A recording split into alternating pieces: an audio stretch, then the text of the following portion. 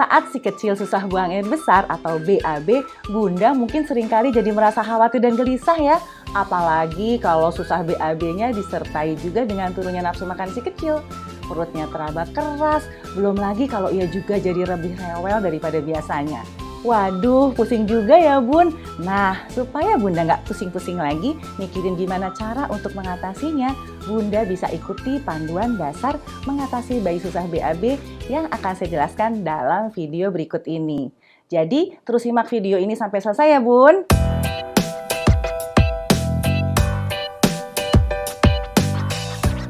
Halo, saya Dr. Atila Dewanti, spesialis anak konsultan.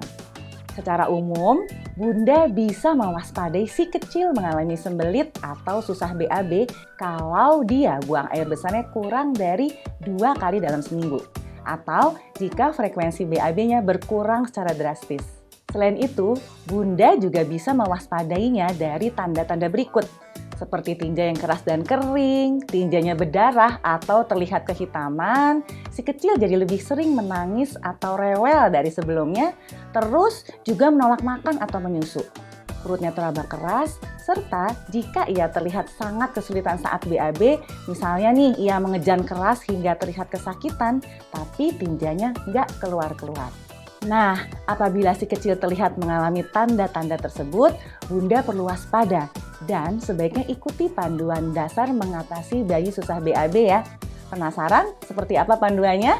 Nah, sebelum saya jelaskan lebih lanjut, saya ada satu info menarik nih.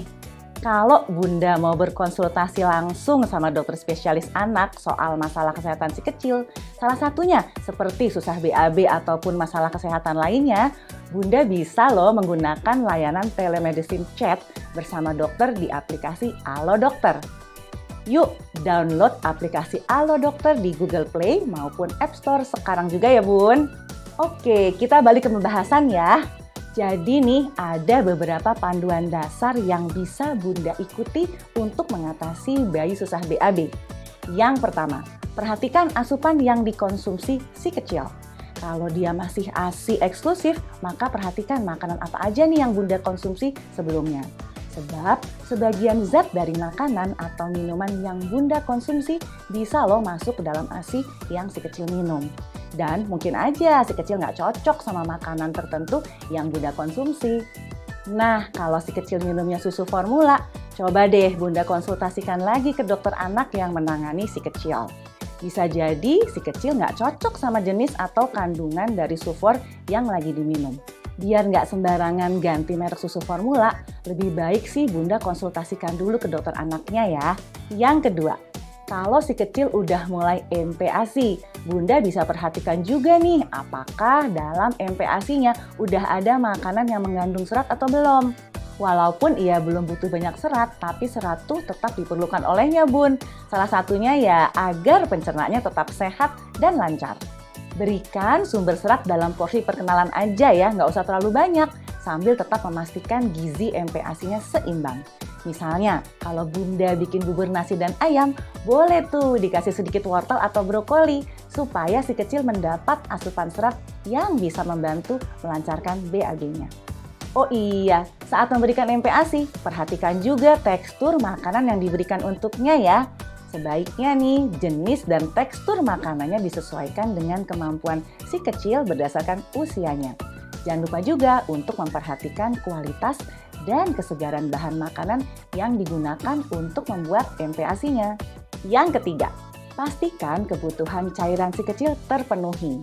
Sebab kekurangan cairan bisa bikin si kecil jadi susah BAB. Ini bisa juga terjadi karena sistem pencernaannya bayi akan menyerap lebih banyak cairan dari makanan maupun minuman yang dikonsumsi, bahkan dari tinja di ususnya. Alhasil tinjanya jadi mengeras dan si kecil jadi susah BAB. Untuk bayi di bawah 6 bulan, Bunda bisa loh susui si kecil lebih sering dari biasanya. Kalau udah di atas 6 bulan dan mulai MPASI, boleh sesekali Bunda berikan air putih di sela-sela waktu makannya. Oke, yang keempat, ajak si kecil untuk lebih aktif bergerak ya. Kalau udah bisa merangkak, boleh tuh Bun diajak merangkak atau latihan jalan sambil muter-muter di ruangan. Tapi kalau belum, Bunda bisa baringkan si kecil dalam posisi terlentang dan coba gerak-gerakan kakinya. Misalnya nih dalam pola memutar atau seperti sedang goes sepeda. Cara ini cukup efektif loh untuk membantu memancing pergerakan saluran cerna si kecil. Yang terakhir, Bunda berikan pijatan lembut pada perut si kecil untuk menstimulasi pergerakan usus agar tinjanya lebih mudah keluar.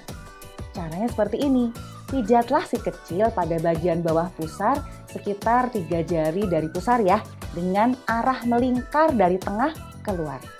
Ingat, pelan-pelan aja ya Bun, gak usah ditekan keras-keras loh. Supaya lebih hangat, Bunda juga bisa gunakan minyak telon sebagai minyak untuk memijat si kecil.